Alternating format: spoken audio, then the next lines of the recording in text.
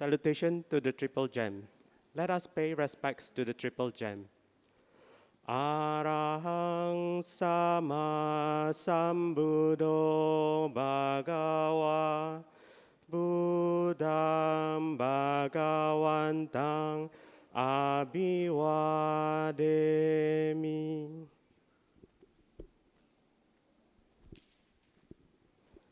Swakato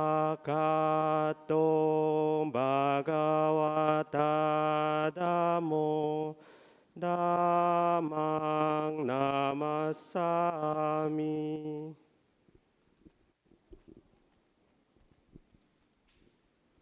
Supatipano Bhagavato Sāvaka Sangho Sangha Namami.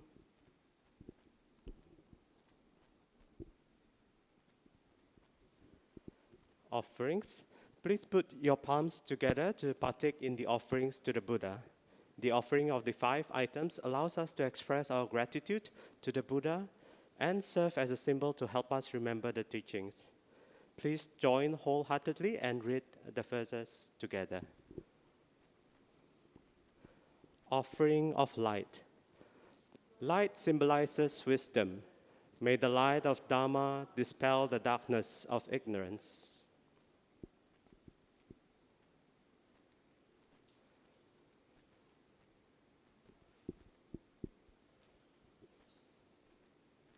Offering of incense. Incense symbolizes the fragrance of pure moral conduct. This reminds us to cultivate good conduct.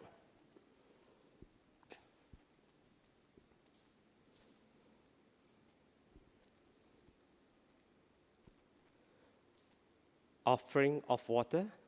Water symbolizes purity, clarity, and calmness. It reminds us to practice the Buddha's teachings, to cleanse one's mind, which is full of desires, ill will, and delusion, to attain the state of purity.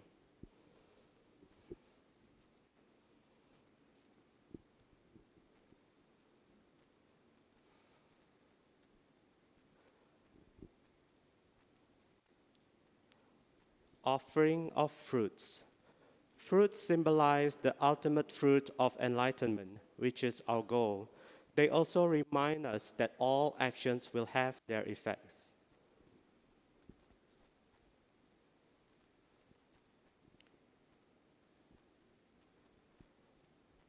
Offering of flowers. Flowers symbolize impermanence. The freshness, fragrance, and beauty of flowers are impermanent.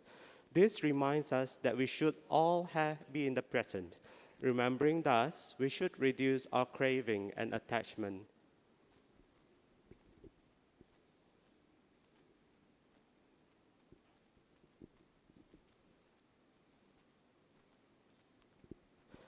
Preliminary homage to the Buddha. Let us pay homage to the Buddha. Namo tassa bhagavato arahato sama sambuddhassa.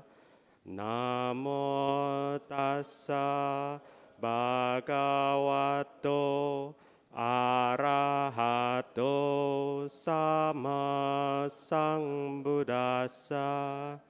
Namo tassa bhagavato arahato sama sambuddhassa. Going for refuge, we chant the verses for taking the 3 refuges.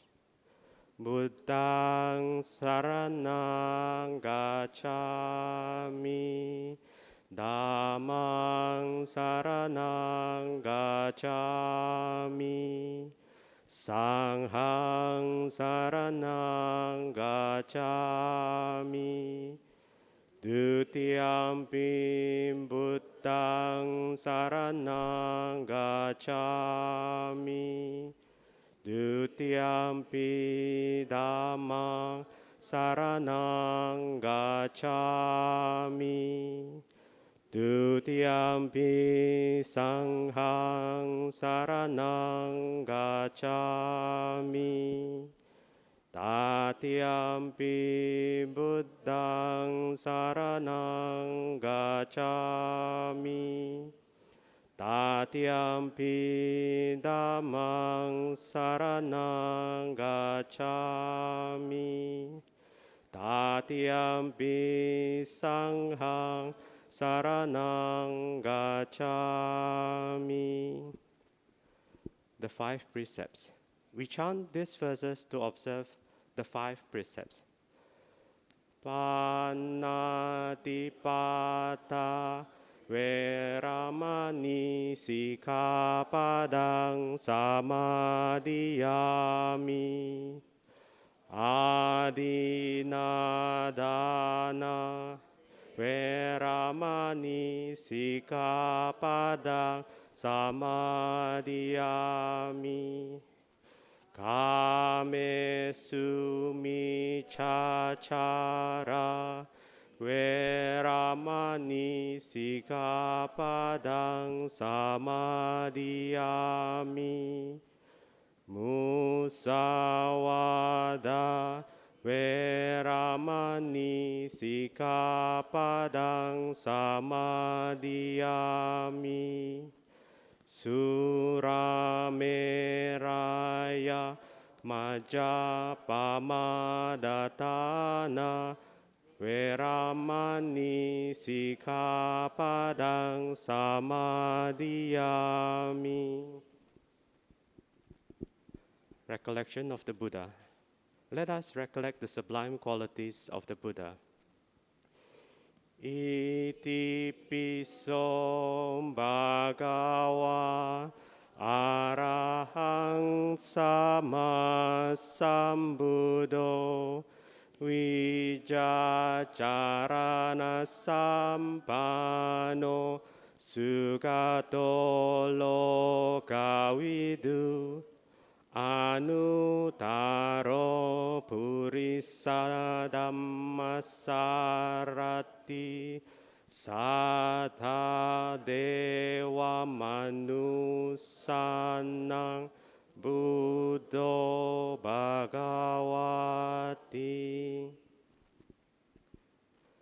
Recollection of the Dhamma. Let us recollect the sublime qualities of the Dhamma. Swakato Bhagavata Dhammo Sanditiko Akaliko Ehipasiko Opanayiko Pachatang Veditabo Vinyuhiti.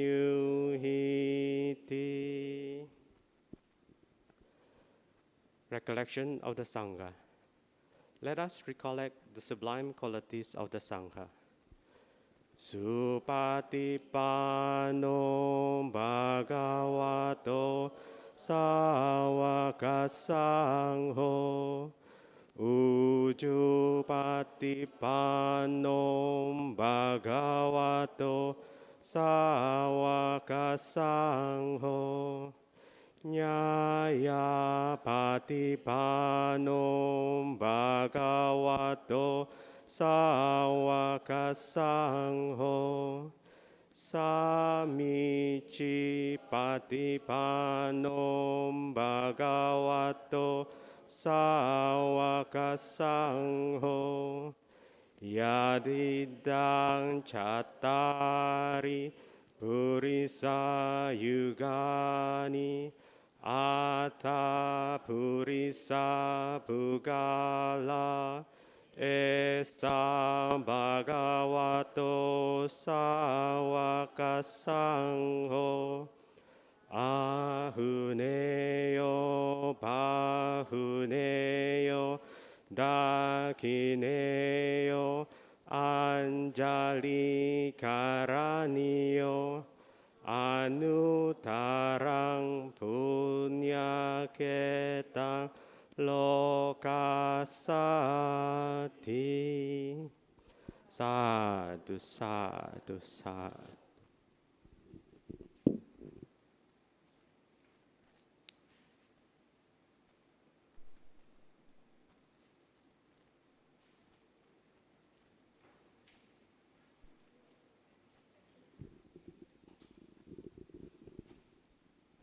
Please be seated.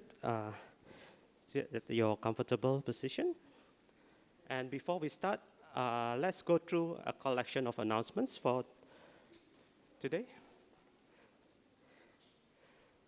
So first thing is the EOGM, the Extraordinary General Meeting. We'll be having the EOGM on Sunday next week, 31st July 2022, at 12:30 at BF West Centre, Dhamma Hall. So if you are a member and if you'd like to join, we'll encourage you to join, of course. Please register at the Eventbrite, EOGM 2022, July, JUL, at eventbrite.sg.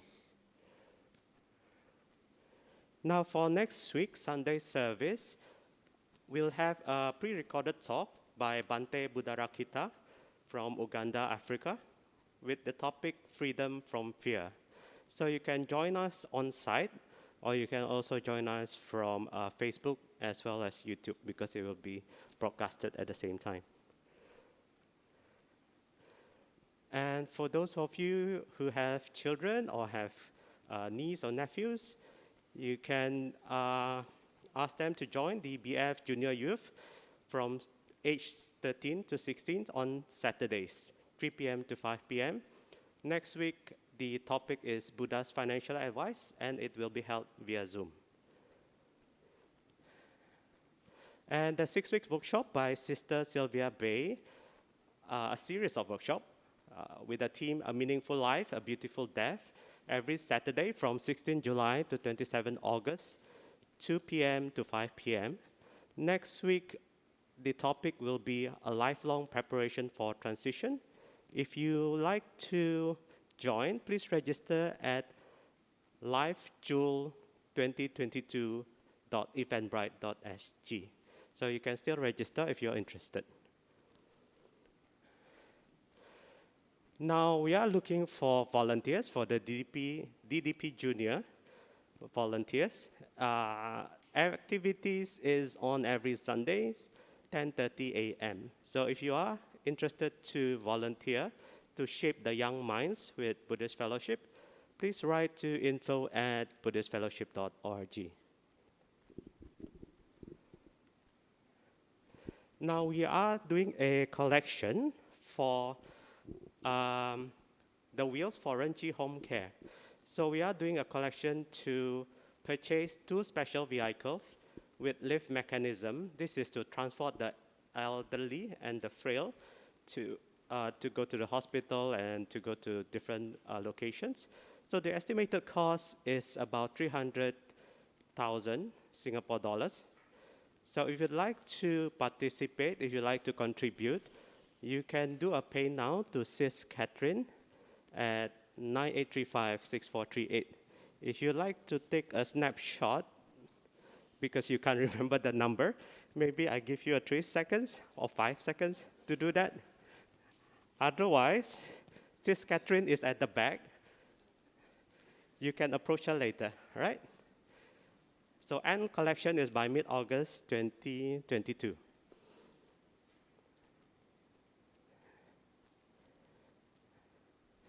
Okay? All right. So next is the BF Yin Yoga for meditation via Zoom only. This is happening from 7 July to 8 September, every Thursday, 7:30 p.m. to 8:45 p.m. If you are interested, you can email the instructor directly at the following email address. So dhyana.yoga.singapore@gmail.com. Happy Workout is now on site at BF West Centre only, every Saturday from 2nd July to 24th September, 10:30 a.m. to noon. If you're interested, please register via Eventbrite.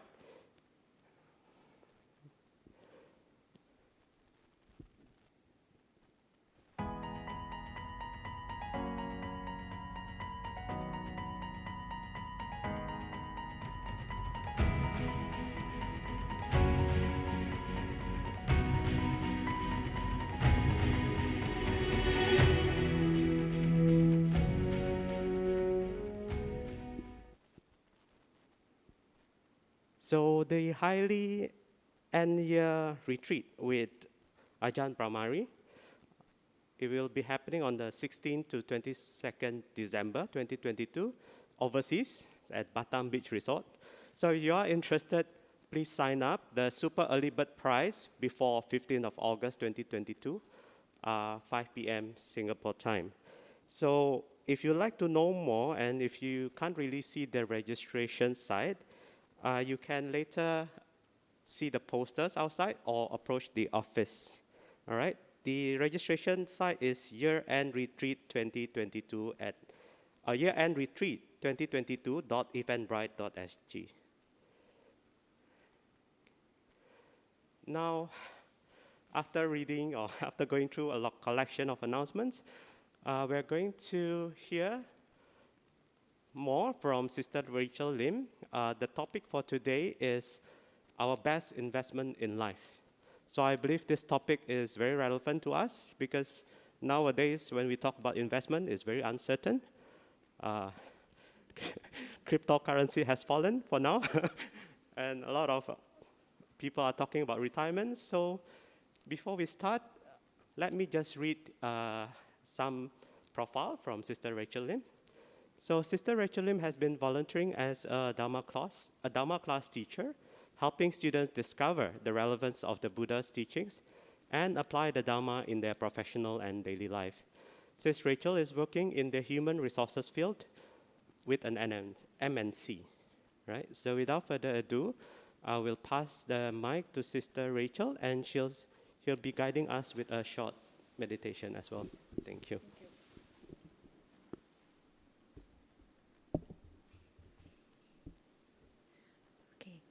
Good morning, brothers and sisters. So we'll start the session with a very short relaxation. So I won't call it a meditation, but more a recollection, recollecting our mind and also relaxation. Okay, so we start with, just sitting in a very comfortable position. Okay. For those of us who are wearing glasses, if you would like to remove your glasses, that may make you a bit more comfortable. Okay?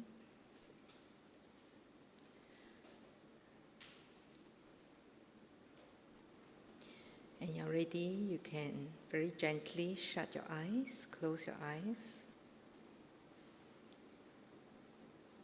Okay, we'll start this relaxation with taking 3 very deep breath, just help the body to generally relax. So take a deep breath in, and as you breathe in, allow your spine to lengthen.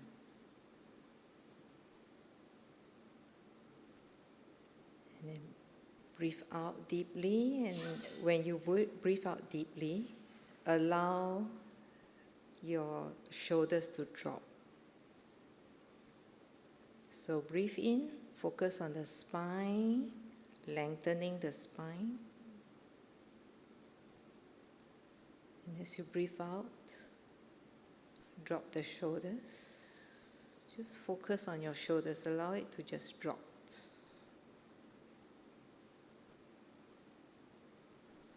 Last one, breathe in deeply, lengthen the spine. And as you breathe out, focus on the shoulders. Allow the shoulders to just drop.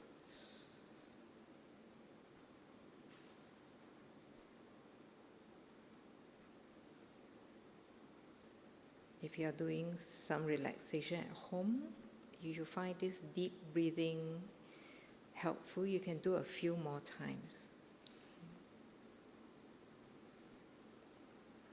We now put our focus, our attention on our feet. Now, sometimes we can't feel our feet at this point. You can sort of wriggle your toes a little bit, just to get a sense of, your feet, just get connected with the feet.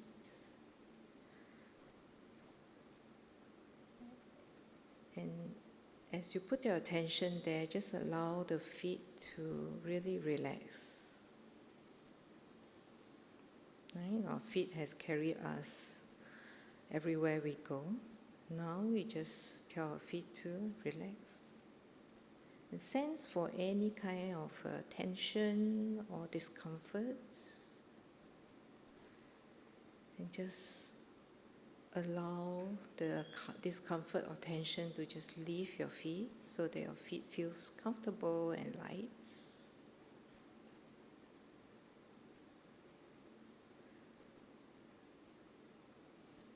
And now move attention to our legs, so our calf especially. Those of us who, if you exercise, you do brief walking or jogging, you find that sometimes the calf can be a bit strained or tight after exercise. So remember those kind of tightness in your calf and just allow it to just leave the body, right? So tell your calf and legs to relax.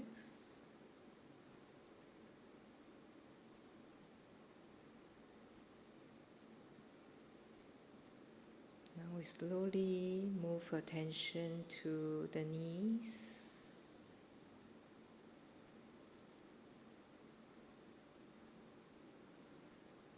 Just feel and sense how your knees are feeling this morning. Is it okay? Is it a bit achy?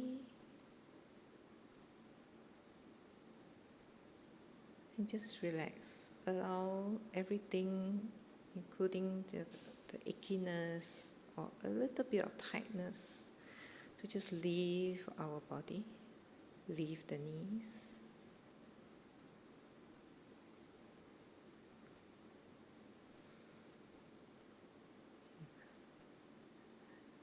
Now bring attention to your thighs.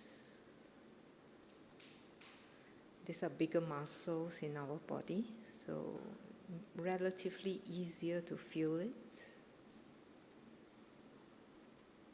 So thighs are very big muscles. How's your thigh doing this morning? Connect with it, feel it. And if you feel that there's anything that is disturbing your thighs, just allow it to leave, let go of it, so that our thighs become more comfortable.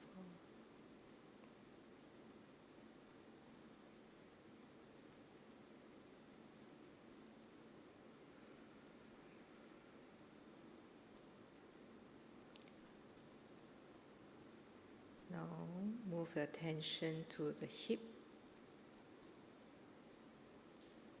This is relatively easy to feel as well, because this would be your contact with your cushion or your chair now.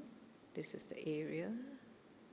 So are you sitting very heavily on the cushion or on the chair, or is it light? If it's too heavy, maybe there's some tension somewhere. So just allow the tension to leave the body.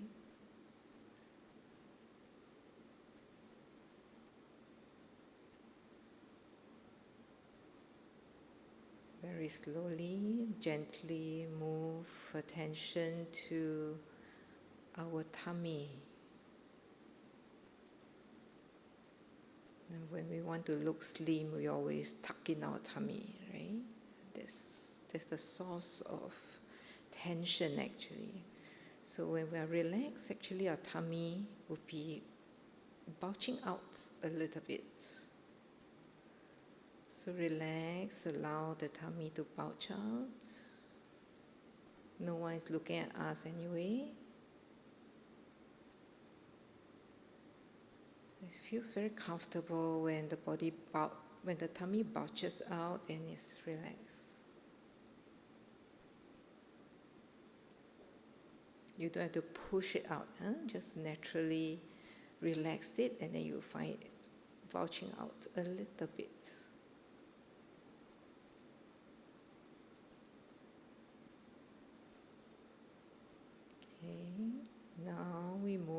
to the back, our spine, the lower spine, our lower back. Just now, when we take 3 deep breaths, we have asked you to try to lengthen the spine, right? So that should help to relax. And now bring your attention to the lower part of the spine.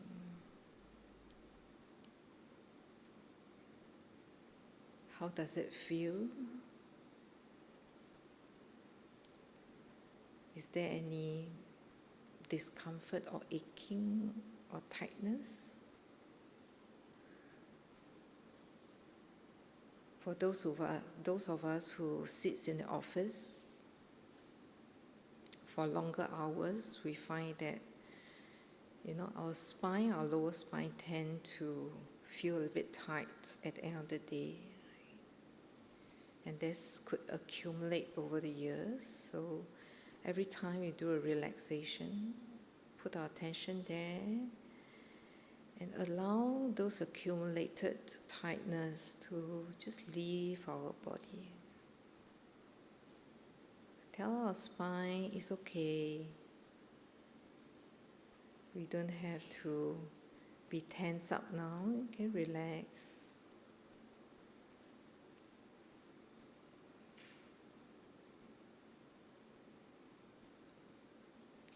And slowly move your attention to the middle part of the spine. So just allow the middle part of the spine to just stack on to your lower spine very naturally. So it's just resting on the lower spine.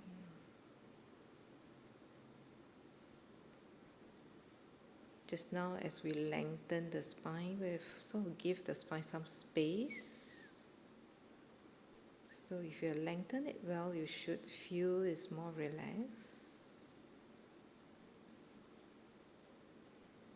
Again, just sense for any tightness, uncomfortable feeling in the spine, and allow it to leave our body.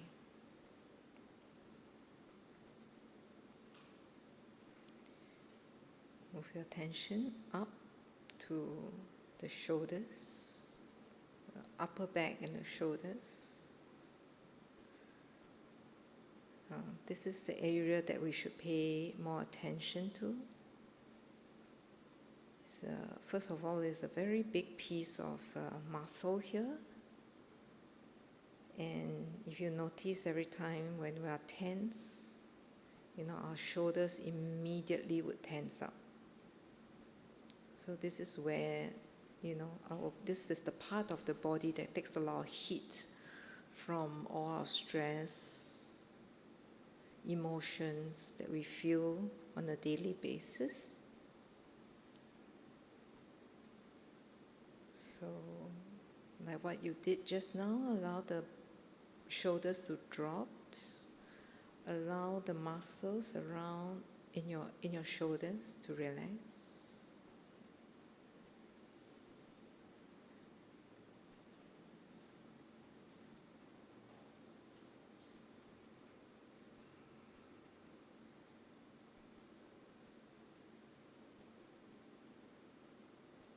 We now come to the chest area. So just very gently and slowly move your attention to our chest. Now again, this is a very key part, a very core part of our body. This is where our heart is rested. It also takes a lot of heat from our tension, from our stress every day.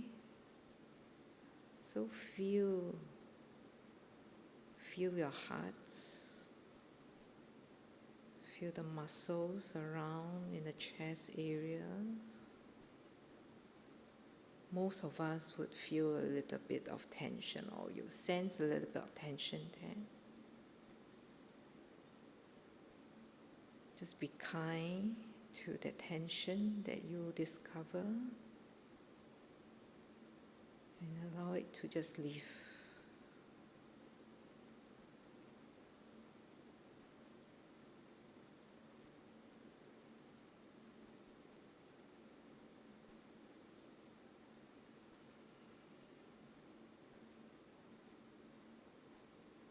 Move your attention to the neck area. We don't usually pay attention to our neck, but our poor neck, has been holding our head every day. It does a lot of work. So a lot of muscles there sometimes could also be very tense up. Just feel it. Do you feel any tension? Is it relaxed?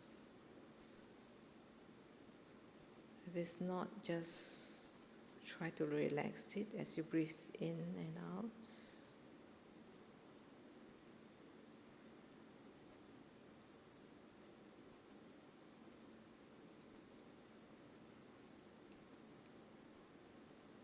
Now very slowly and very gently move your attention to your face.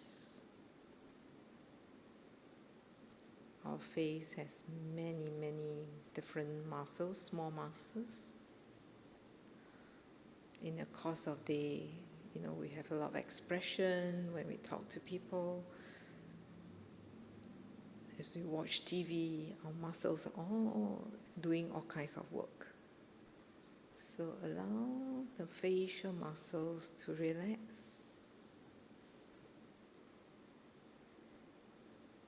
And one of the ways to do that is to put a little smile on our face. The kind of smile that you have when you see a cute little baby, the smile. With that little smile, we find that our facial muscles very naturally relaxes.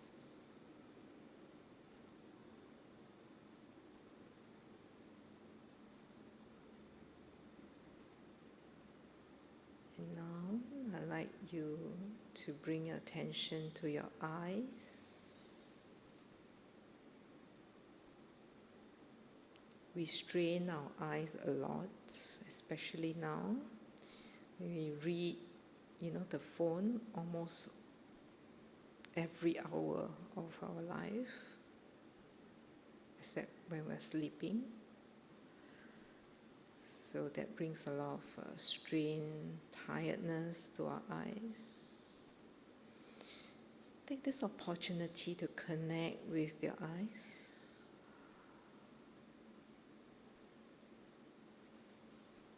Just feel the muscles around the eyelids, your eyeballs, the socket of our eyes.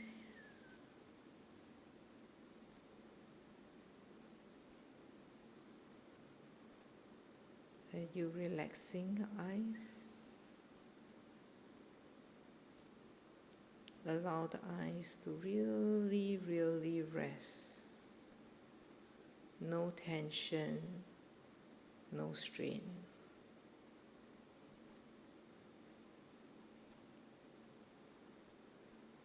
The last point, which I'd like you to put your attention to, is the point in between your eyebrows.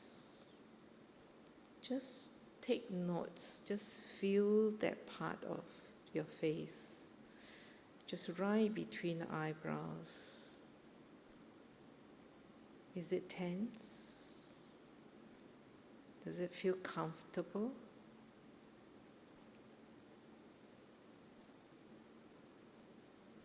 We tend to frown a lot, not knowingly, and creating a lot of tension on the forehead area. So take this opportunity to relax our forehead, especially the point between our eyebrows. And ask ourselves, how does it feel when our forehead is relaxed?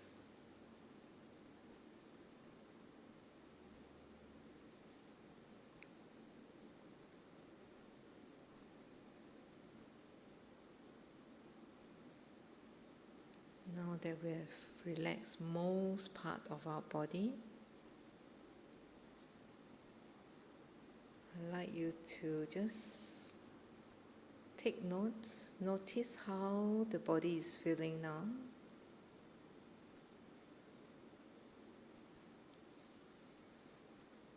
There may be some part of the body that is still tense, it's okay. But I hope you feel the body is more relaxed than when we started.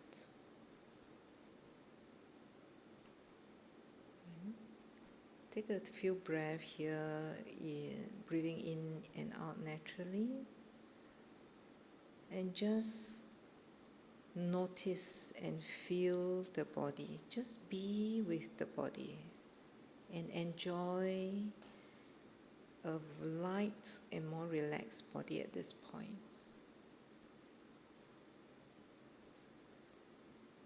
If there's a thought that comes to you, it's okay. Try not to engage with it. Just return your attention to your body.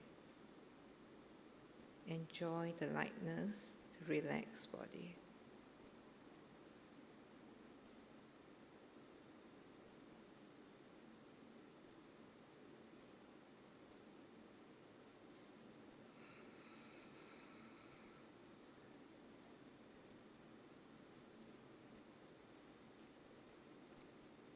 Okay. Please get ready to come out of this short relaxation exercise.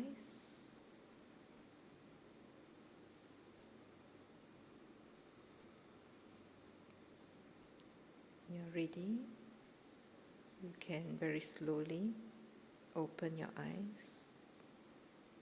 Slowly, don't just suddenly open the eyes, yeah? Very slowly.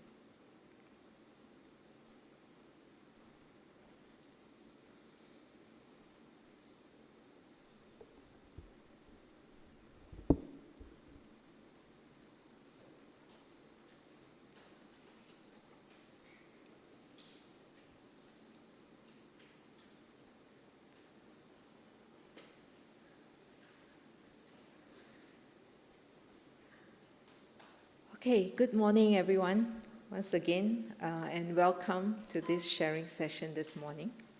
Okay. So we just did a very short relaxation exercise, so it's not even a meditation, it's just relaxation. And this is almost like a prelude to any meditation that we do. Because in order to meditate, the meditation is to allow our mind to settle in and quieten down, right? So in order to meditate, we need to help our body to be comfortable and relaxed.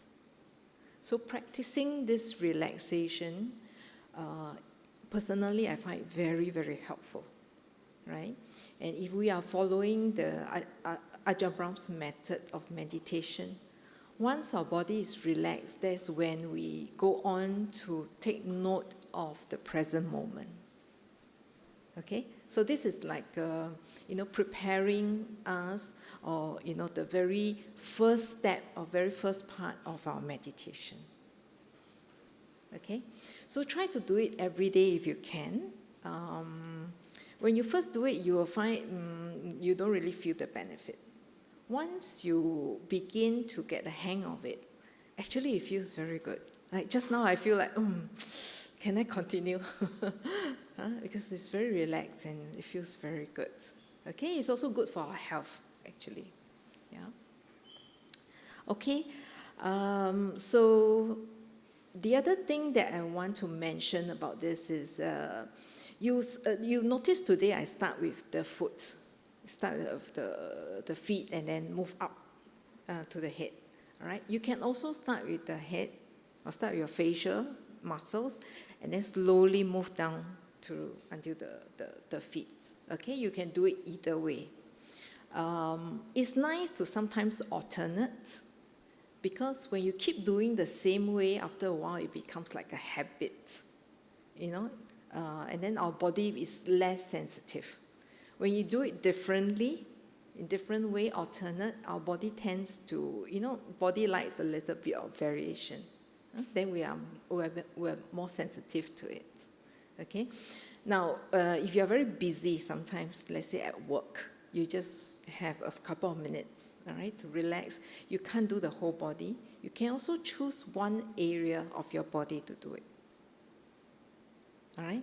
So let's say you are, after lunch, you want to just, relax your shoulders. Yeah? So you can also do that. Okay? Keep your body relaxed. It's very important. Okay?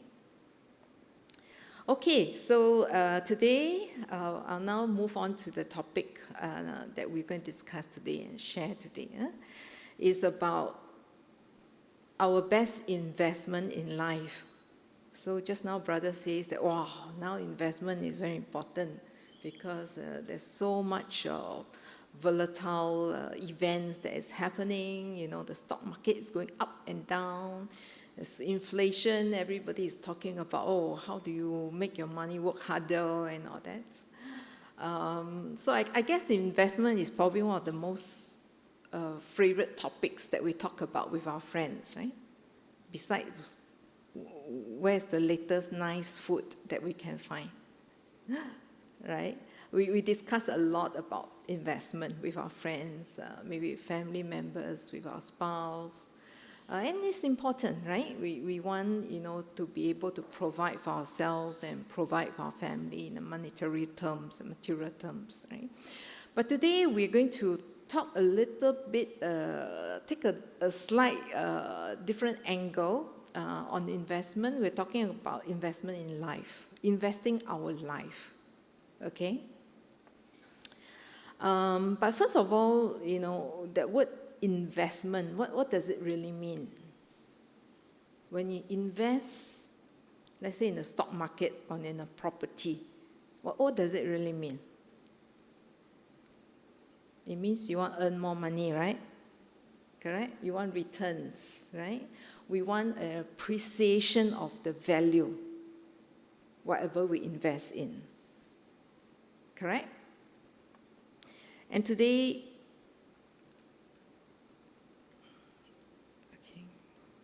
we're going to talk about investment in life. So we want our life to appreciate in value. So what does it mean, appreciation in value? Longer life? We want to, leave this world a better person than when we come into this world. Or, that's a bit far stretch. Maybe in 2 years' time, we want to be better than who we are today. Is there an appreciation in value? Yes, right? Okay. And, so that our life is not a wasted journey. Correct?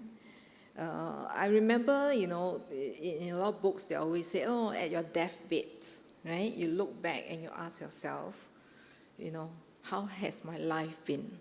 And it's very important to reflect on that moment because, when that moment comes, we want to feel that, hey, we've done our best. We've done what we can to improve our own life and has done, all we can to improve the value of our life and, make ourselves happier, make people happier. Correct? Yeah? So the thing is this, I think, I have a very recent experience that tells me, sometimes we may not always, or not every one of us, would have that opportunity at deathbed to reflect. Okay? 2019, that's just before the COVID started. I still remember 1st December. It was a very memorable day for me. I was driving along a very familiar road, and it was very uneventful. There was no rain. The road was quite clear. It was a Sunday, so the roads are quite clear. It's a familiar road that, is actually the way to my mom's place, so I'm very familiar with that road. I was about to turn into a smaller road, so I was driving quite slowly. And then suddenly I hear a bang, all right?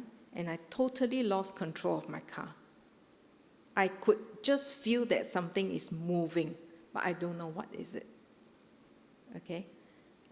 It lasted probably for about 2 seconds or 3 seconds or so.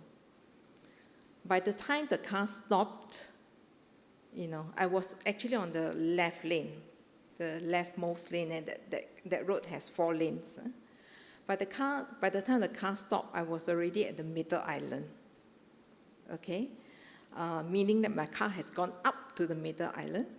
I banked, not me, but my car, actually knocked down the railings and 2 small trees on the middle island.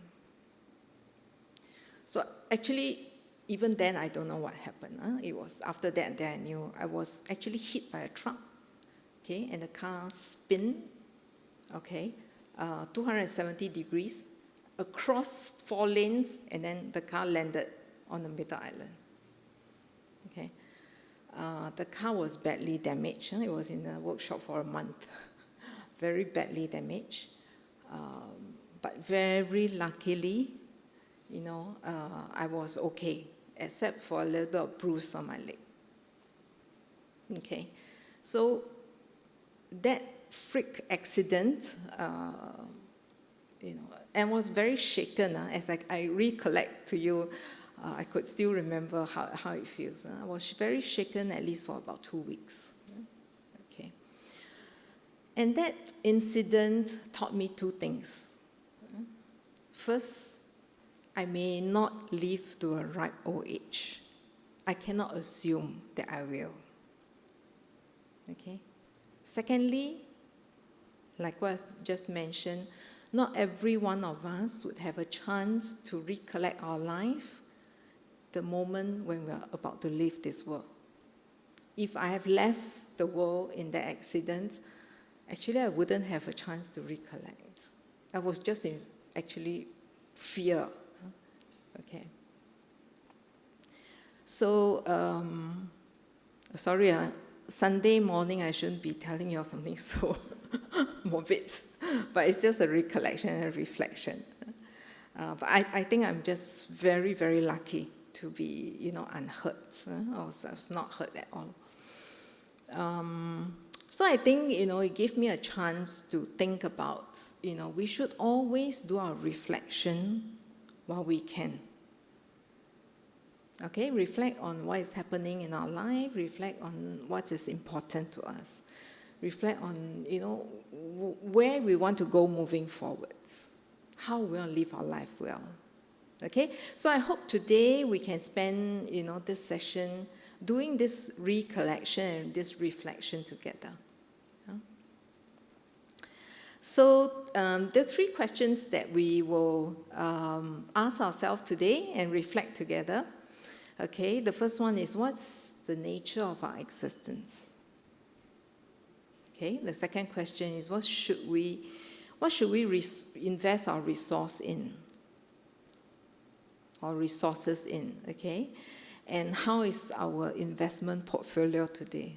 Not your stock market and your funds investment portfolio. It's more about our life. Okay, so let's start with understanding or asking ourselves, what is the nature of our existence like? Our existence, our day-to-day life, our samsara world, or what we experience every day. What is the nature of that? So it's like before we invest in any funds, in any stocks, we always research, right? I hope you do. You research what that fund is all about. Is it registered with MAS? Is it reliable? Correct? So it's the same. If we want to live a good life, we want to increase the value of our life, then maybe we should ask ourselves, actually, what is our existence like? We do a little bit of homework about our own existence, about the nature of this samsara world. All right? So the Buddha has actually explained to us the nature of our existence. Okay? And it can be summarized in the 3 marks of existence, or sometimes we call it 3 characteristics of our conditioned existence, okay, or the 3 seals, all right? So it's like, like chop confirmed by the Buddha. The 3 characteristics. Number 1 is impermanence, or nature. Those of us who know Chinese, 诸行无常. Okay? Just now when we're doing our offering, when offering flowers, remember? The chant was, when we offer flowers, we recollect the impermanence. Right? So this is one characteristic of our existence. The second characteristic is non-self, which most people say is the most chim part, right? The most difficult to understand. Okay? In the Pali word is anatta, or 诸法无我, Chinese. And the third one, which we are very familiar with, is dukkha, or suffering.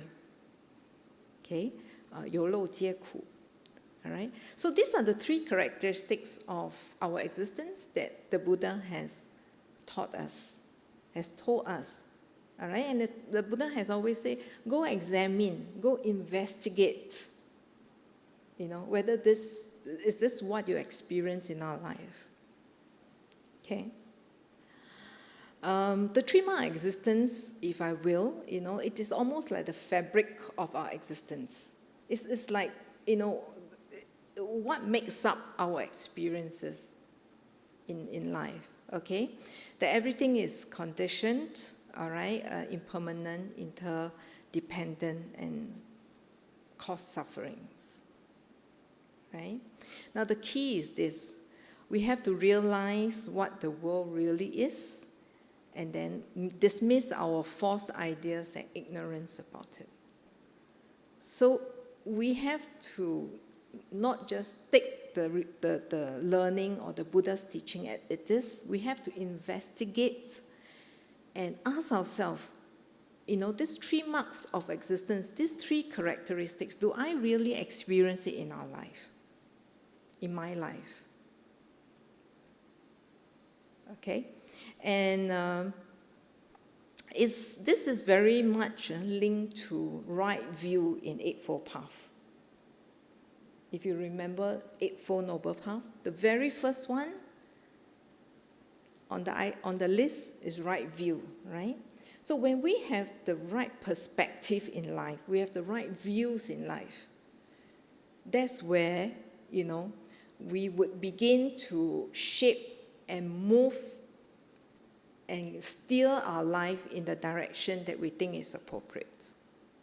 So understanding these 3 marks of existence, slowly realizing it, is very important. Yeah, okay?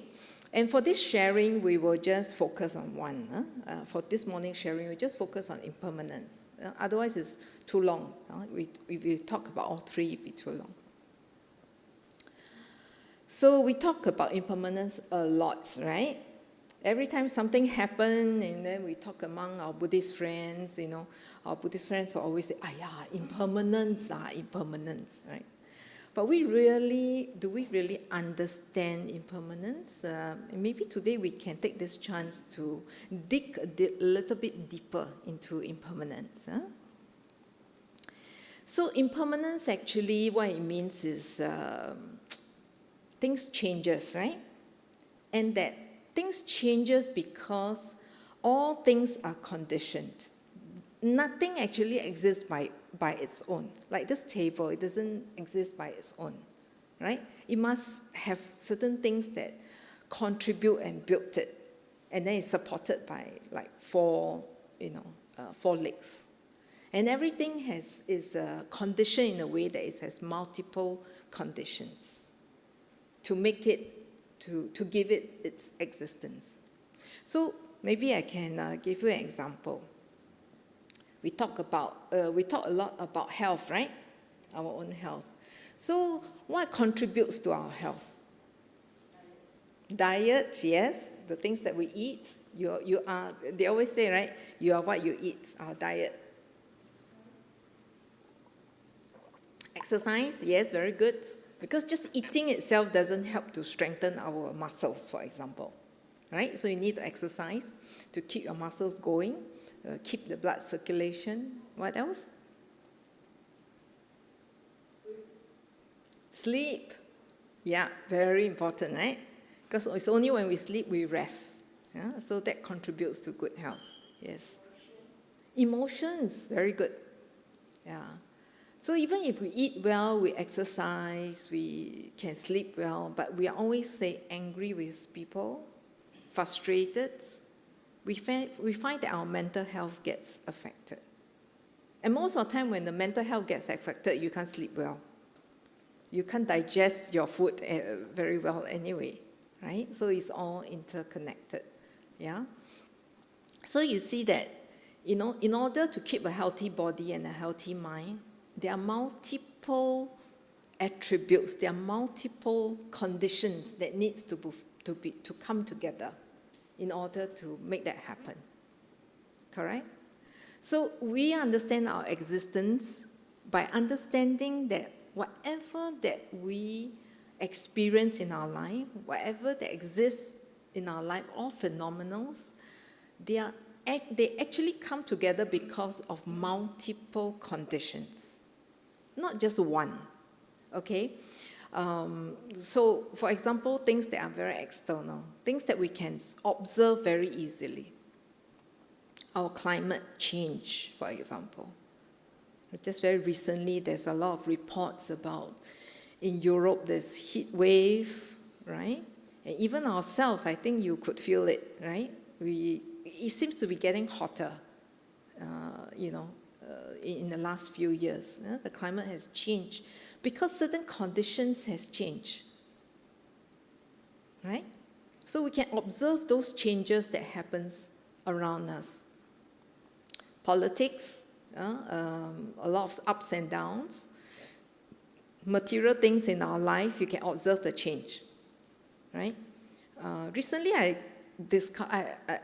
was thinking, how come my fan remote was not working at home, all right? And then yesterday, my oven bulb also, no lights, not working. Then I was wondering, how come suddenly, a few things suddenly start to break down? And then I recall, because my renovation was done about 6 years ago. After 6 years, things start to, sort of break down or malfunction, right? So things that we observe in our life that breaks down, material things changes, okay? Closer to us, our wealth, okay, that changes too, okay?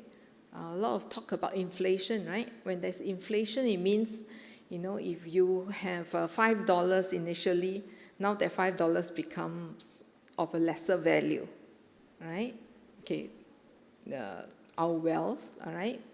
Our bodies, do you notice that our body change? Do you notice your body changes? Yeah, a lot, right?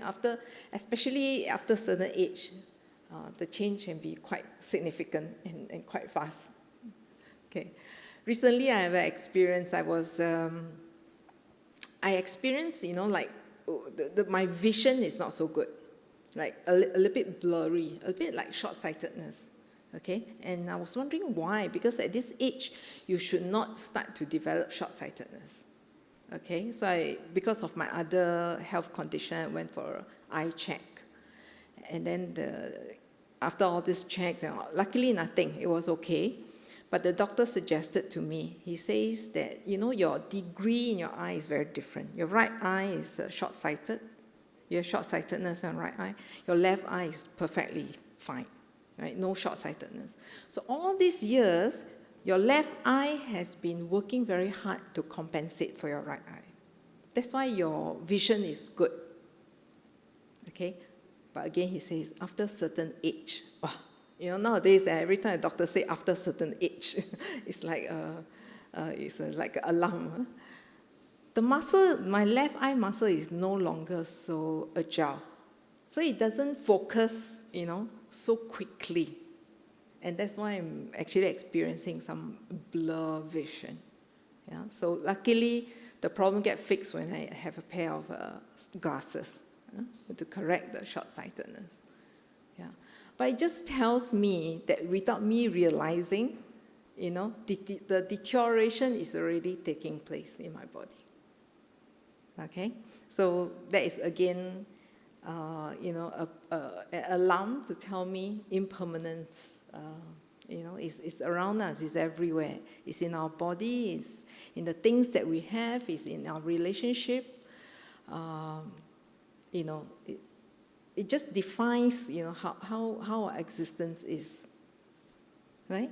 So when we experience things like that, we become aware that impermanence is in fact very, very true, right? Now, changes takes place, sometimes it can be very, very abrupt. So 2 years ago, of course, when we had the pandemic, right? It was just suddenly, it just took us by a wave, right? So that change was very abrupt. Sometimes friends, or even ourselves, when we, were diagnosed with a very acute illness, it is a change that is very abrupt to us, to our friends, or people around us, all right? Or earthquakes or flood. You can see that change very sudden, right? Okay, but some changes are very gradual, correct? Like I've just mentioned, the gradual change of my eye muscles is very gradual. I wouldn't realize it until, my vision becomes a bit blurry. Okay? So would you agree with me that changes happens? Yeah, a lot, right? And because of all these changes, the impermanence that we experience, we find that, our world, okay, is not everlasting. And these are the words that the sutta, the Buddha uses a lot in the suttas, translated in English, right? Things are not everlasting. Not even diamonds are. Advertisement will tell you diamonds are everlasting. Diamonds are not everlasting, correct? It just lasts a bit longer than most things, but it's not everlasting. Yeah, and that the condition that we are in, the world that we are in, is not reliable. Sorry, I don't mean to sound very pessimistic, but that is the truth, right? It's not very reliable. Anything can happen, correct? When things changes, the condition changes, things just happen. Like COVID is a very, very good, example. I remember in 2019 year end, I was reading the papers, and then it was talking about just a very small part of the article that talks about, there seems to be, some virus that is affecting some part of China, and I've never thought it could take the world by this storm to this degree, right? It's just so sudden, and changes just comes, all right? And the thing is this: if you remember the 3 marks of existence, the 3 marks of existence, the last one is suffering, right? Dukkha. Now, if we do not realize that this world, or the phenomena that we experience, is multiple or shaped by multiple conditions, and we take things in a very solid form, and we want things to last, when the change happens, it causes us a lot of suffering. Okay? All right? And we want things to be stable. We want things to, be good for us, but it doesn't. It changes all the time. And that's why, it causes a lot of unease and a lot of fear in us. Okay? So can we tell the world to stop? Don't change. No, right? Of course not. We can't. Although we say we don't want, or we know that we can't, but a lot of time we really want things to stop when we are experiencing very nice things, right? When you're in a holiday, relaxing on the beach, how I wish time just stopped right now. Correct? But of course, when we are not so well, we want things to quickly change. Okay? And we just can't ask the world to stop, right? There's a very famous parable in the Sutta that talks about this lady, Kisa Gotami, right? This poor lady, she, her young son actually passed away, and she can't accept the death, of her young son, and went to the Buddha and plead with the Buddha to, bring the son back to life. So the Buddha gave actually a very important teaching in this. The Buddha says, please go to, collect mustard seeds from any families or household who have never been touched by death. If you can do that, I will bring your son back to life. Okay? So this lady, went to her village, went to every household and asked for mustard seed, all right? If that household have never been touched by death.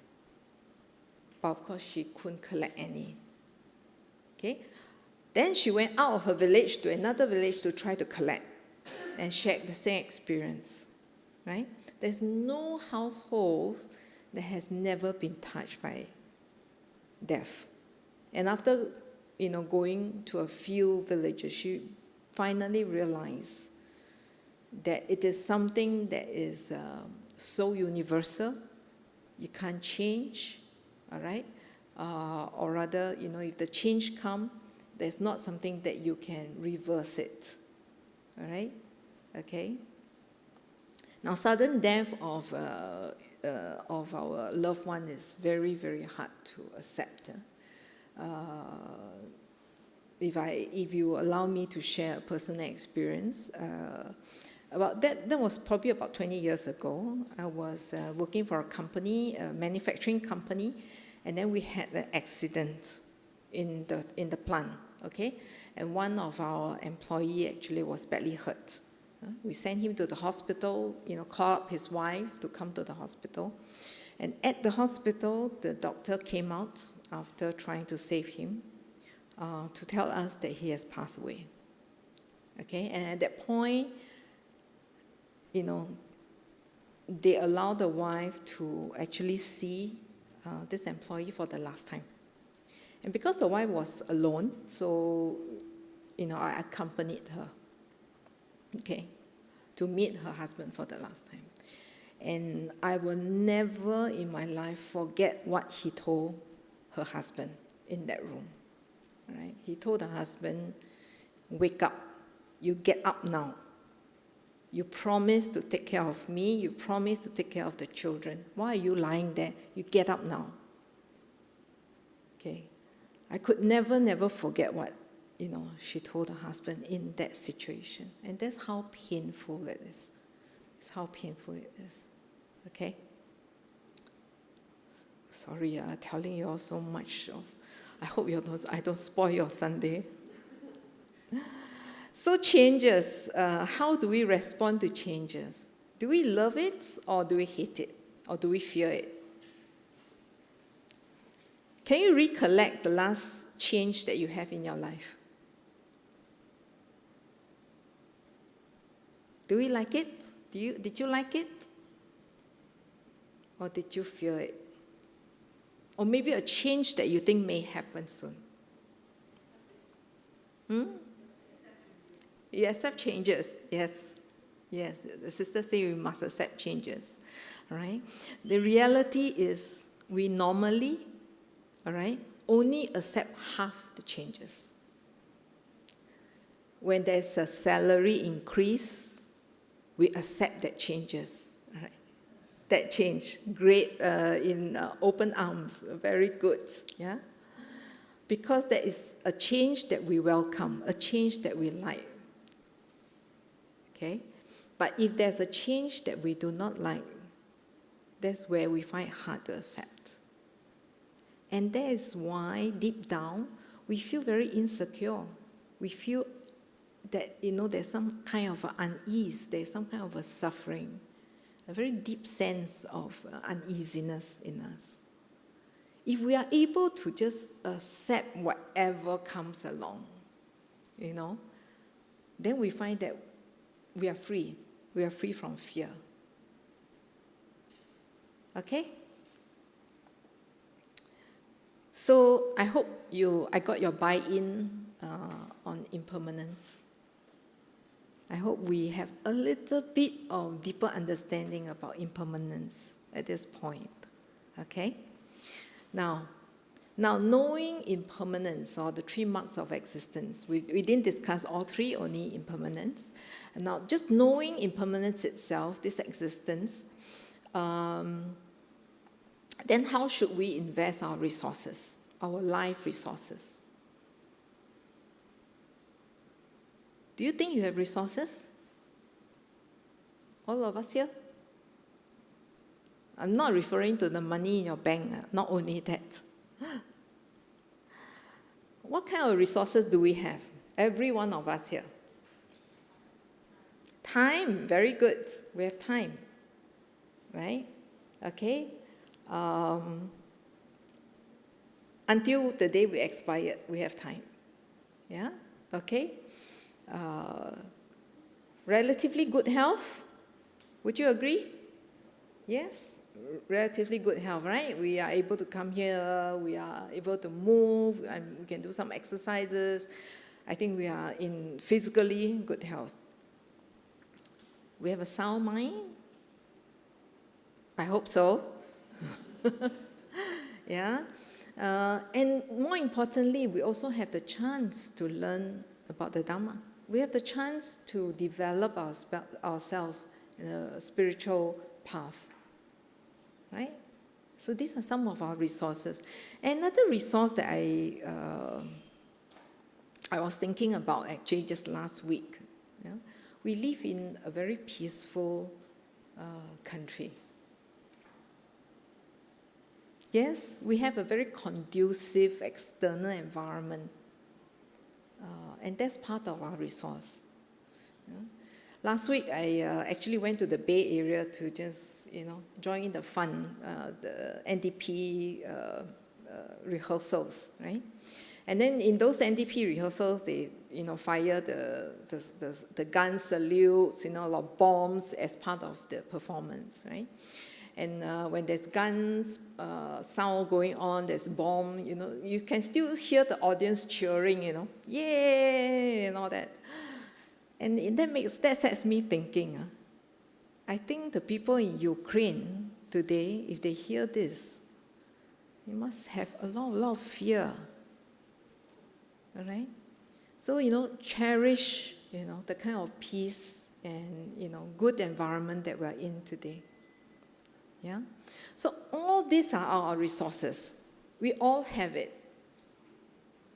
Correct? So how to invest these resources that we have? Okay. These resources are finite, by the way. Correct? By the time we expire, all these resources would be gone. So all the more we must invest, correct? Okay, time to invest. Now is for you to choose your investment. I have 2 stocks for you, okay? We can simulate the stock market, not monetary-wise, but our resources, our time, our health, our good, conducive environment that we have now, our knowledge on our spiritual path now. How do we invest in all this, okay? You can invest in stock A or stock B, all right? I'm going to tell you a little bit more. Stock A, the picture already looks very good. The price is $100, okay? And this stock A is self-generating, meaning that it keeps giving you dividends. Nice, huh? You don't look very excited, eh? Okay? And it has no expiry date. It keeps going. Okay? And then we have stock B. Okay? Same price, $100. Okay? Because our resources is the same, right? Amount of resource that we have. Okay? But Okay, stock B, you have to top up $10 every year. Okay, and at a certain point in the future, you don't know when, okay, it's going to give you zero value. So can I have a show of hands who would invest in stock B? No. Can I assume every one of us will invest in stock A? Yes, huh? Okay. I'm going to review what stock B is about. Stock B is the material goods that we go after. Your good food that you go after. Okay? After eating a lot of good food, you got to go on diet, right? Correct? Isn't that a top-up to your investment? Okay? You buy a new car, after a while, you need to maintain, and then you think you are satisfied buying a new car? No lah. Huh? I can tell you, 5 years later, the new model come out, wow. Then you have to top up again. Correct? Fashion. You think you buy new clothes, happy. And it's not only ladies, same as for guys. After a while, new fashion, new clothing, then we have to buy new ones, right? Sometimes may not be because we just want to go after the fashion.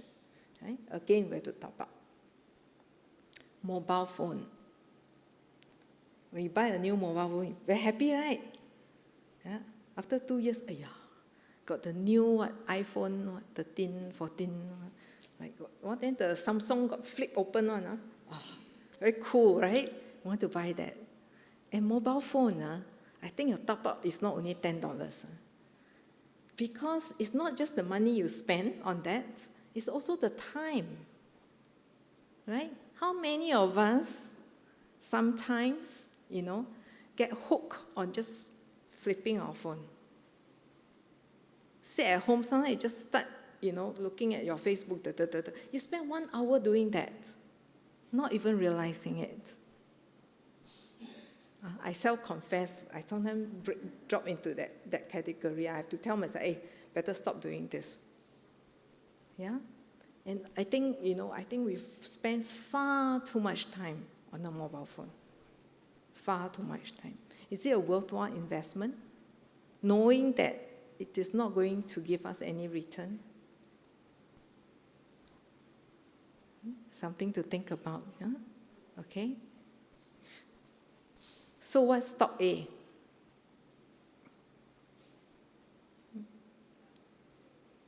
Yeah, Dharma, learning, Do we spend enough time to train our mind?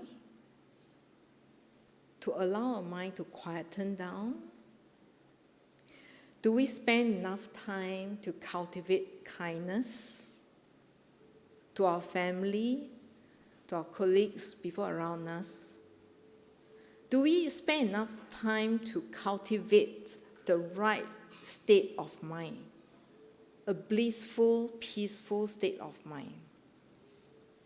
Do we spend enough time doing that? Okay? Do we spend enough time to improve our mental clarity or learn to be more mindful? All this sounds very boring compared to a mobile phone, right? But it will bring us lasting happiness. It will bring us the peace. And it's self-generating, that I told you, right? Stock A is self-generating. The happiness, some of you, I'm pretty sure some of you would agree with me, that if you start experiencing the happiness, the joy that comes along with some peace, okay, that joy will multiply by itself. And you will latch on to better things, and the state of mind will just get better and better. Okay? Question. How is our investment portfolio today? What is your investment in A and B respectively? Okay, you don't have to tell me. You don't have to raise hands. It's very personal. But I hope that all of us give it some reflection and thought. Okay, like we say, we're going to do some reflection today, right, together.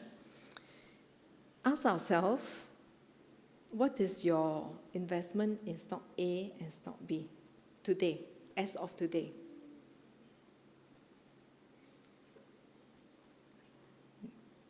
%70 in stock A? Maybe less? 50%? 30%? I still see people shaking head. Okay. It doesn't matter. It doesn't quite matter, I feel, where you are now. Even if you are at 10%, 5%, doesn't matter. Or I mean 5%, 10% on stock A, doesn't matter. The most important thing is, what do we do from today onwards? Okay? So where we are sometimes is our past conditioning, our past conditions, and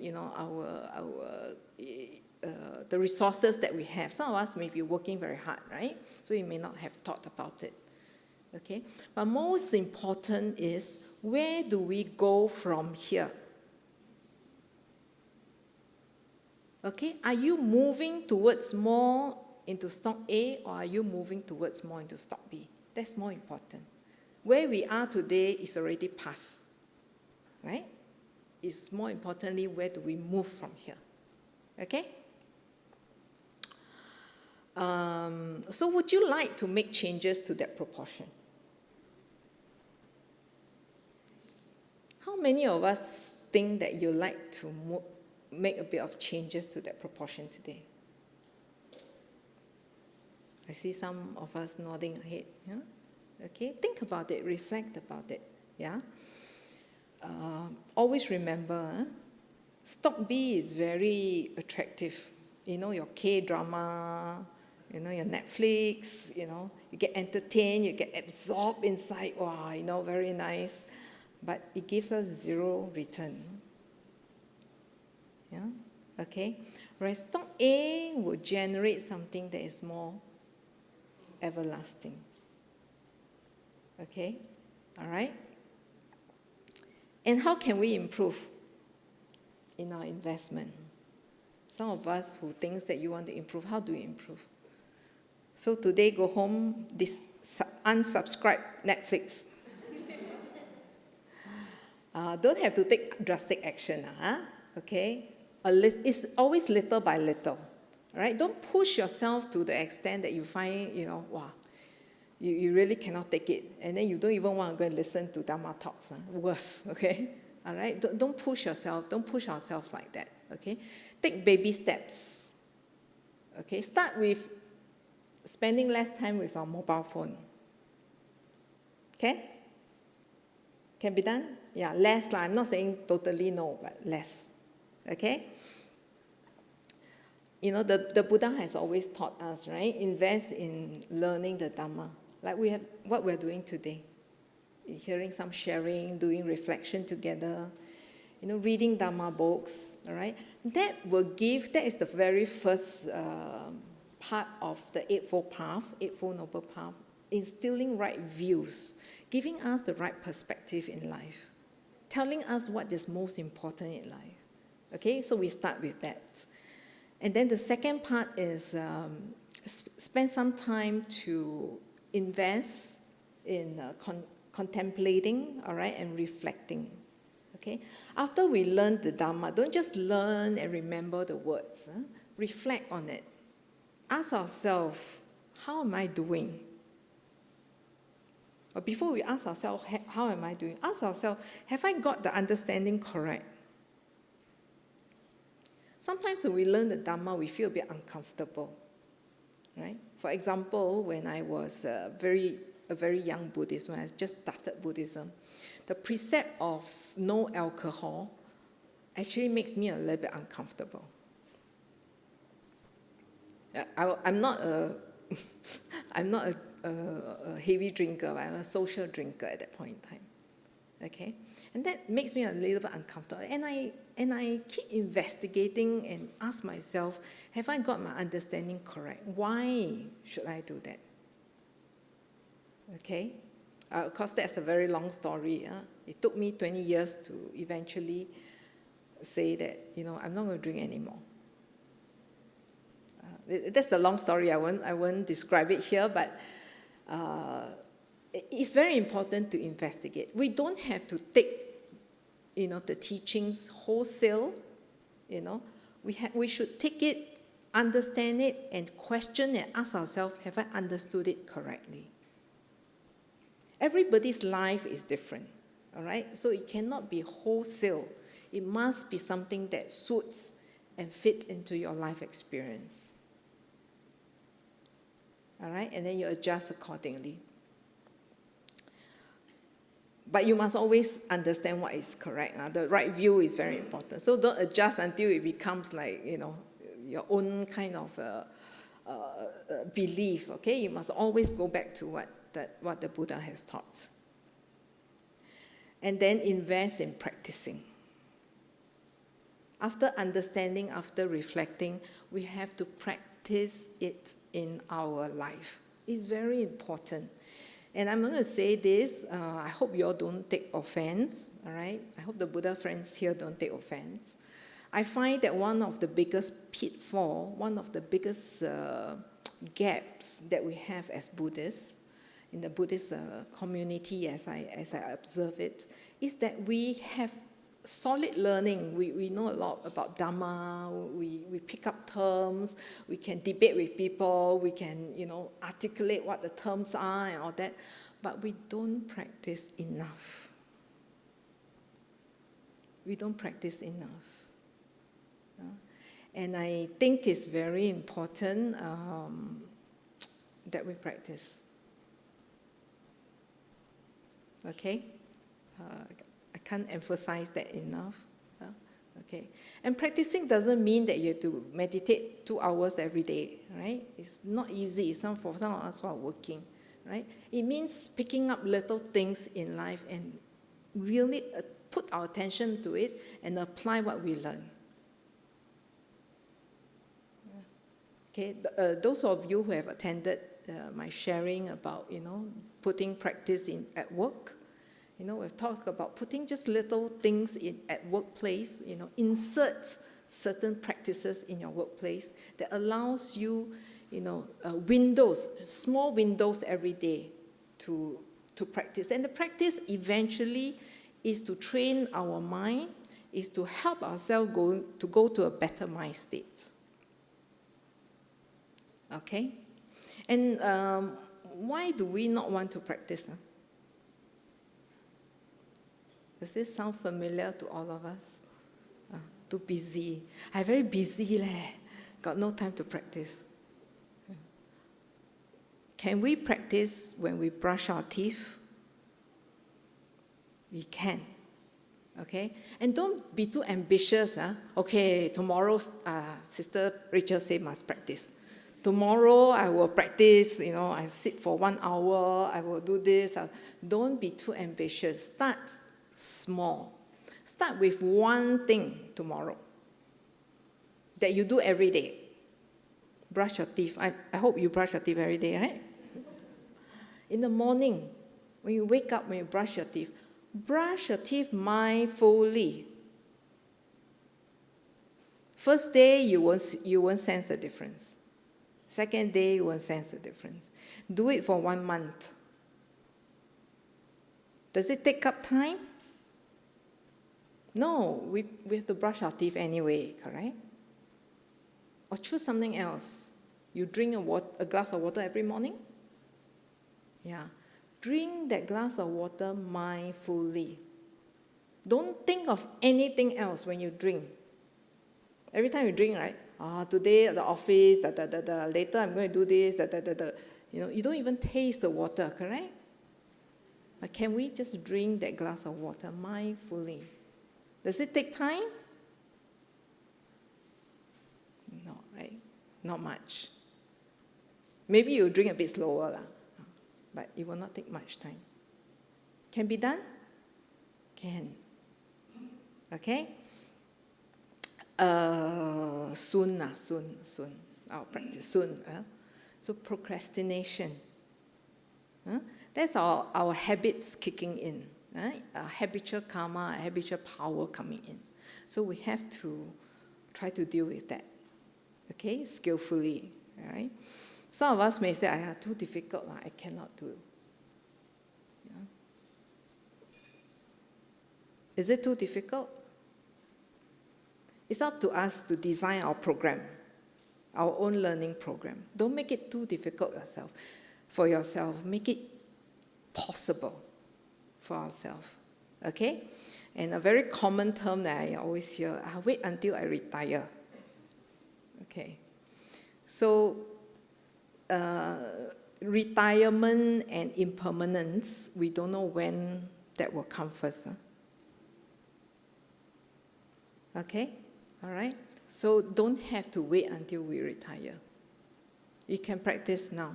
When you retire, you practice more. Okay? All right? So I want to quote Top Gun. Yeah? Anyone of you watch Top Gun already? It's okay. I can see that brother really liked that movie. Yeah. So don't think, just do. The problem with us, we think. This. Every morning I wake up now, there's a homework that I do. I will meditate for half an hour. Every morning I wake up now, sometimes I will think, should I wake up or sleep another half an hour?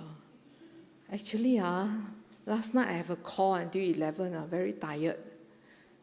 Maybe I should start tomorrow. Procrastination. Wow, today raining leh. Can give excuse not? Can take leave not? Yeah. Then you start thinking, right? Okay. So what I learned from Top Gun, don't think, just do. When I wake up, time to meditate. Just wake up and meditate. Don't even think whether I should meditate or not. There's something that I do to myself. Sometimes helps. Okay, there are times that I fail also. Okay? But at least we have to try. We have to keep trying. Okay? I remember in one of Ajahn Chah's talk, he says that if you feel like meditating, you meditate. When you don't feel like meditating, you also meditate. Yeah. So the important thing is that if we do not practice enough, our understanding remains at a very intellectual level. We don't realize it. And we sometimes, when you don't realize it, we can't taste the peacefulness that comes with practice. And we don't taste the peacefulness that comes with practice, we tend to be not motivated. Once you start experiencing the peace and happiness, we will be more motivated. Okay? So I use a bit of a formula here, all right? Now, 1 to the square of 365. With kids here, we should test their maths. Equals to 1, right? Basic mathematics. To the power of 365. You all still remember your maths? So, if we use this formula, it means 365 means 1 year. So 1 means where we are, our current state. And we don't improve, we don't do anything, we're just like that. 365 days later, we are still like that. We are still 1. Okay? But the Chinese proverbs, Chinese sayings, learning is like going upstream, right? If you don't move, you will actually fall back. And if we just continue doing what we do, we allow our old habits to drive us, continue to see handphone for 2 hours every day and not do very much, meditating, not bringing our mind back, not recollecting ourselves, not reading the Dharma and things like that. And we keep on like that, we may actually fall back. And for 365 days, the other version is if we do a little bit every day, so 1.01, just improve by 0.01, okay, to the power of 365 days. If we fall back, this is what we get, 1 versus 0.03. A lot of difference, right? Correct? But if we improve a little bit, we actually end up 37.78. Because this talk is about investment, I thought I should use this example to show the power of compound interest. Yeah. So every day we improve by a little bit. We practice and we improve by a little bit. Okay? This will, the day one, your little improvement, you may not feel it. But day two, the you will build on your improvement. And day three, you will build on your day two improvement. Day four, you will build on your day three improvement. And then it just keeps going. And then suddenly one day, you will realize, I'm clearer in my mind, I'm a happier person. So don't neglect that little improvement that we can do every day. It's very important. But initially it feels very hard, and it feels like it's against our grain, against our habit. But we just have to keep working on it. All right? I want to conclude, borrowing Ajahn Chah's words and teaching, right? First, you understand the Dhamma with your thoughts. That's what we do, right? We read the Dhamma books. If you begin to understand it, you will practice it. If you are motivated enough, you'll start practicing, right? And if you practice it, you will begin to see it. And then we become the Dhamma, or you become the Dhamma, and you have the joy of the Buddha. This is what Ajahn Chah says, teachings. So if we start practicing a little bit every day, okay, the returns of our practice, the returns of this investment in time is the joy like a Buddha. Brothers and sisters, I leave it to you to think whether this investment is worthwhile.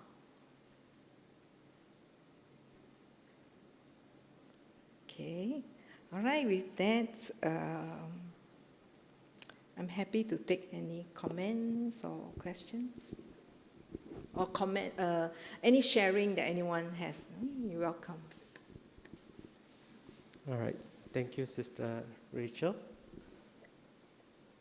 So maybe while all of you are still reassessing where you are and how to improve your investment, you can also refer to Buddhist Fellowship to manage your portfolio. So you like to invest little by little, you can learn the Dhamma by attending our Sunday services.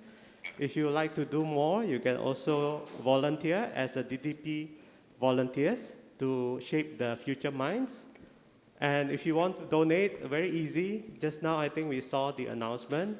We are doing a collection for to purchase the van to transport the elderly and the frail. So we need about 300,000 Singapore dollars. So we'd like to do that donation to the Pay Now. I think Sister Kat is still there. So if you don't remember the number, you can approach her. So there are a lot of things that you can do with Buddhist Fellowship. Maybe you can consider it. And we are also collecting funds for our building, new building. All right. So any questions? Or you all have? All right, there's one there. Thank you, Sister Rachel. Now, we know that in the internet, there's a lot of Dharma talks and, also a lot of, books in the internet as well. Mm-hmm.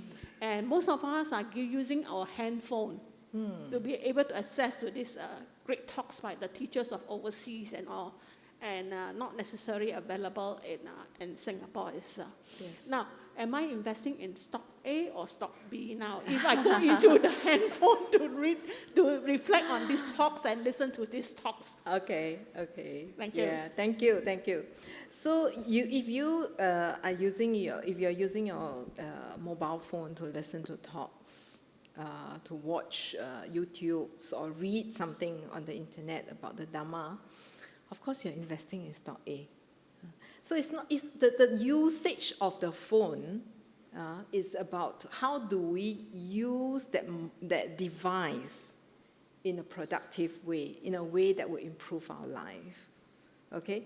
So when I say that you shouldn't use your phone too much, I'm referring to, doing a lot of watching K-drama lah. I don't know, anyone market K-drama here? Kill me.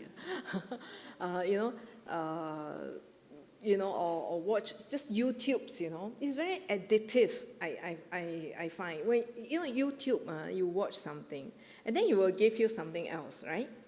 You will suggest something else, then you say, then they always come up with very interesting, topics, that will lure you to actually continue. And then you just keep watching YouTube and again and again, and then you end up wasting a lot of our time.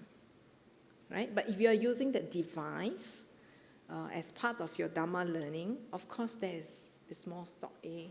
You're using it time wisely.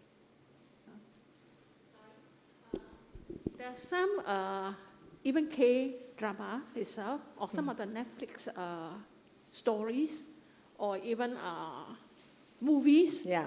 There's some Dhamma kind of, if you really reflect it, there's some Dhamma teachings inside there as well. Yes. So let's say, for example, like K-drama, the K-drama. K-drama. There are some stories inside there that I was watching one of the show, and it's a series of about 16 episodes. Yeah. But every time I reflect on that, I saw it, they're actually teaching something that is present moment, and also the consciousness. What is your life consciousness is all about. And I find it very enriching to if we really reflect on that. So, K-drama is a bit... Now there's a little bit of negotiation here. So don't get me wrong, we're all lay people, right? We have our work, we have our family, we have friends. So, I feel that it is unnatural to totally cut off from entertainment and tell a friend, sorry, I don't watch Netflix. You don't ask me to watch K-drama. It's not right. We still need our interaction with friends, our social circle, our family. Sometimes we watch K-drama with our family members, as part of the companionship, right? So we can still do that. So I'm not asking or I'm not suggesting that we all invest in stock A 100%. We don't have to go to the extreme, right? So what I'm suggesting is we evaluate the time, the resources that we invest into, and ask ourselves, given our life situation now, is this the best combination? And the answer, only you will have the answer. All right? And don't become a freak, when we become a Buddhist. Like, don't talk to me about drama, okay? I don't, don't, all right? Continue to have a good friendship with our friends, continue to build relationship with our family, live in a harmonious way with them. And we sometimes do have to get engaged into, entertainment and all that. But just be mindful about not neglecting our practice and our spiritual path. Yeah, right, brother? We watch Top Gun also, right? I just like to add on to it. Maybe it's about addiction and indulgence. Yeah. Yes. Not overdoing it. Yes. Thank you, sister. Yeah, that's very good. Addiction and indulgence. Any more questions? Or perhaps, sister, may I just ask, because just now we talked about sometimes we need to reflect, we need to reassess where we are. So how often do we need to do that? Because I think when we talk about investment and money, maybe our financial advisor will call us and, hey, it's time to review. It's time to invest more. So for this kind of investment in life, what is your suggestion? How often do we need to reassess? Okay. I would suggest that we do maybe every half a year or every year. Give yourself some time when you start to practice, right? Give yourself some time. And then maybe every half a year or 1 year. Some of us do take retreats, correct? Before the retreat, maybe it's a good time to think a little bit about it. Or after the retreat, reflect on, how do I move forward after this retreat? So I think half a year to 1 year is a good time, because you give yourself some time to also feel the difference if you introduce some changes to your life, right? So it's just like trying to lose weight. Don't stand on the weighing scale every day, right? Because it can be quite discouraging, okay? So give yourself a bit of time and then see, ask yourself whether, that practice or that change has bring, changes to your mental state. Yeah. So I hope I answer your question. There's no definite time, but I think half a year to 1 year it would be a reasonable interval. Okay, thank you. Anyone else? Or perhaps all of you have heavily invested.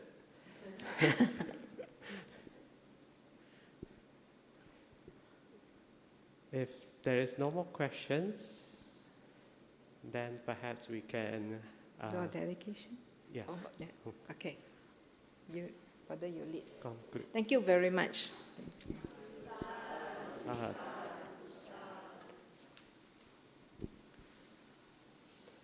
Thank you, Sis Rachel.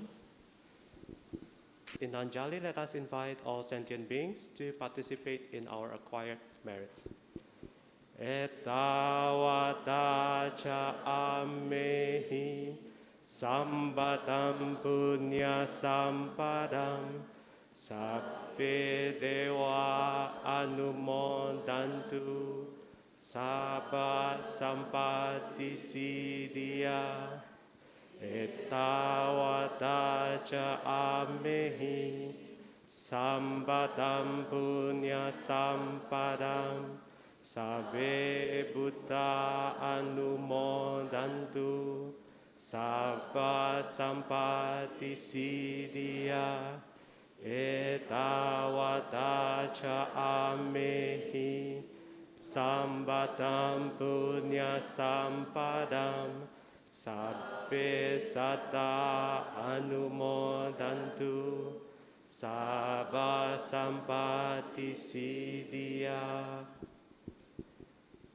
Let us dedicate the merits of participating in a wholesome Dhamma activity to our departed relatives and friends.